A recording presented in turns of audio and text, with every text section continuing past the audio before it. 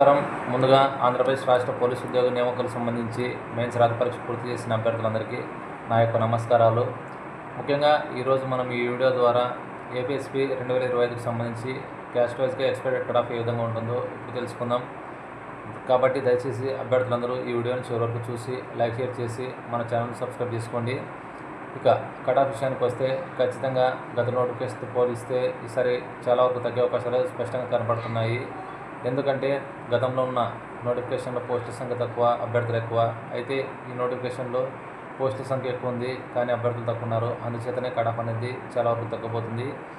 ఇంకా మనం ముఖ్యంగా గుర్తుపెట్టుకోవాల్సిన విషయం ఏమిటంటే ఈ నోటిఫికేషన్లో 3 ఈవెంట్స్ క్వాలిఫై అయిన అభ్యర్థుల సంఖ్య రాష్ట్ర వ్యాప్తంగా చాలా తక్కువగానే ఉంది. అందుచేత కట్ ఆఫ్ అనేది తగ్గుతుందని మనం స్పష్టంగా చెప్పగలుగుతున్నాం. ఇక వాస్తవానికి వస్తే మనకు డిఎస్సిలోని ఏజీటీ పోస్టులకు రాసిన అభ్యర్థులు ఇక్కడ మెయిన్స్ రాత పరీక్షలు రాయడం జరిగింది. ఎందుకంటే అక్కడ కూడా ఇంటర్ క్వాలిఫికేషన్, అదేవిధంగా ఇక్కడ ఇంటర్ క్వాలిఫికేషన్. అందుచేత దాదాపు అక్కడ డిఎస్సి రాసిన వాళ్ళు ఇక్కడ ఒక 2000 నుంచి 3000 మంది మెయిన్స్ రాత పరీక్ష రాయడం జరిగింది.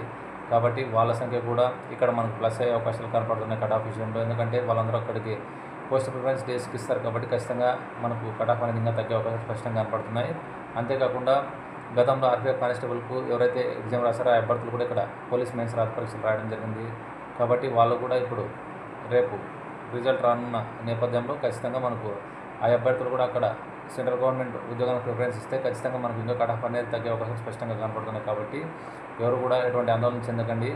ఇక కట్ ఆఫ్ విషయానికి వస్తే ముఖ్యంగా ఓసీ కమ్యూనిటీలో ఈసారి 111 నుంచి 115 మధ్య కట్ ఆఫ్ అనేది ఉండే అవకాశాలు కనిపిస్తున్నాయి.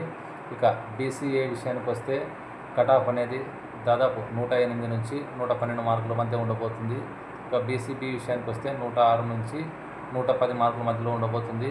ఇక బీసీసీలో కాంపిటీషన్ తక్కువ ఉన్న చేత ఖచ్చితంగా ఇక్కడ 80 నుంచి 85 మార్కుల మధ్యలో వచ్చిన వాళ్ళకి కూడా జాబ్ వచ్చే అవకాశాలు స్పష్టంగా కనపడుతున్నాయి. అంతేకాకుండా బీసీడీ విషయానికి వస్తే కాంపిటీషన్ ఎక్కువ ఉన్న నేపథ్యంలో ఇక్కడ దాదాపు 110 నుంచి 113 మార్కుల మధ్య కట్ ఆఫ్ ఉండే అవకాశాలు స్పష్టంగా కనపడుతున్నాయి. ఇక బీసీఈ విషయానికి వస్తే కట్ ఆఫ్ అనేది మనకు దాదాపు 103 నుంచి 107 మార్కుల మధ్యలో ఉండబోతుంది.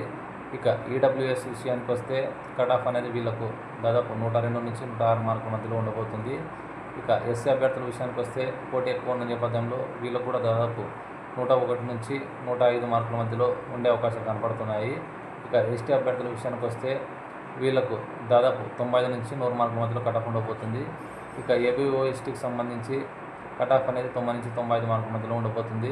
అదేవిధంగా ఎక్స్ సర్వీస్ మెన్కి సంబంధించి 80 నుంచి 90 మార్కులు వచ్చినా కూడా వీళ్ళకి జాబ్ వచ్చే అవకాశాలు కనపడుతున్నాయి. ఇక చివరిగా హోంగార్డుల విషయానికి వస్తే వీళ్ళు జస్ట్ 3 ఈవెంట్స్ క్వాలిఫై అయితే కూడా వీళ్ళకి ఏపీఎస్పీ జాబ్ వచ్చే అవకాశాలు స్పష్టంగా కనపడుతున్నాయి.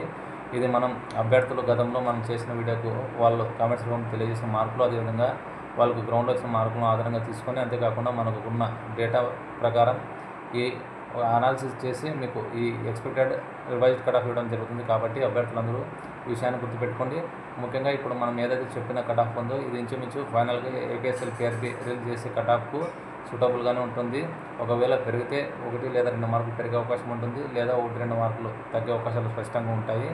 ఇంతకు మించి కట్ ఆఫ్ అనేది పెరిగే అవకాశం అయితే ఉండదు. కాబట్టి అభ్యర్థులు ఎవరు కూడా టెన్షన్ పడకండి. మీకు ఎవరికైతే ఈ మార్కులు వచ్చినాయో మీ అందరికీ కూడా ఖచ్చితంగా జాబ్లు అనేవి రాబోతున్నాయి. కాబట్టి మీకు ఇంకా ఏమైనా సందేహాలు ఉంటే ఖచ్చితంగా నాకు కామెంట్స్ రూపంలో తెలియజేయండి. మీకు అందరికీ కూడా నేను సమాధానాలు ఇవ్వడం జరుగుతుంది. తప్పకుండా ఈ వీడియోని మీరందరూ చివరి వరకు చూసి లైక్ షేర్ చేసే విధంగా నా ఛానల్ సబ్స్క్రైబ్ చేసుకుంటారని కోరుకుంటూ మీ అందరికి ఉద్యోగాలు రావాలని నేను మనస్ఫూర్తిగా ఆ దేవుని ప్రార్థిస్తున్నాను. జై హింద్.